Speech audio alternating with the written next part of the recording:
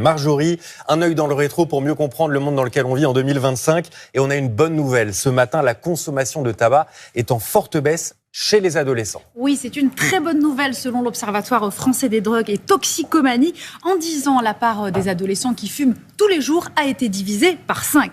Elle passe ainsi de 16% en 2015 à 3,1% en 2024. Voilà, c'est quand même une sacrée baisse. La France, elle est désormais en dessous de la moyenne des pays européens. Et pourtant, eh bien, c'était pas gagné.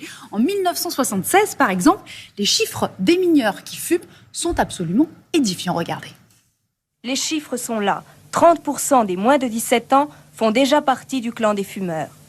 7% pour les 10-12 ans, 30% pour les 13-15 ans et 54% pour les 16-17 ans.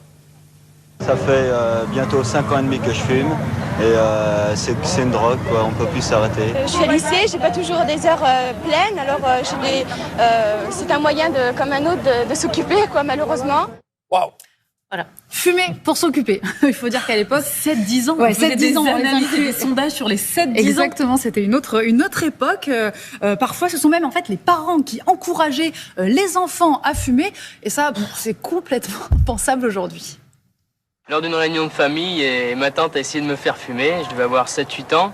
Mes parents, ils me laissent fumer, mais ils disent qu'il faut quand même se réserver. Non pas dire, bon, on me laisse fumer. Mon père ne m'interdit pas spécialement. Il me dit qu'il faut se modérer.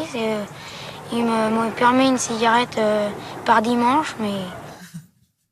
Voilà, la petite cigarette du dimanche. Alors 15 ans plus tard toutefois, le ton a changé. Dans les années 90, les campagnes de prévention se multiplient, mais les moyens donnés pour informer les jeunes, en fait, ne font pas le poids face à la publicité des vendeurs de cigarettes. Alors, ce message a-t-il été entendu justement en approchant des années 2000 ? Eh bien, pas par tous, visiblement. Regardez cette jeune fille, cette fois, on est en 1997. Oui, j'ai entendu dire que ça donnait le cancer et tout, mais bon, il y a beaucoup de gens qui fument et il leur est rien arrivé de très très grave.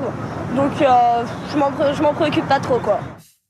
Wow. Voilà. Alors comment est-ce qu'on est C'est là qu'on voit que le monde a changé, quand même. On se pose la question, c'est grâce au gouvernement, notamment le prix du paquet de cigarettes qui n'a cessé d'augmenter. Pour information, c'était moins d'1 franc dans les années 70, 3 € en 2000 et une dizaine d'euros aujourd'hui. Or, la logique de l'argent, tout le monde comprend, et y compris les adolescents. Ouais, alors moins de cigarettes, mais malheureusement remplacées quand même auprès des jeunes par la cigarette électronique, la puff. Oui, c'est vrai que ça n'existait pas à l'époque.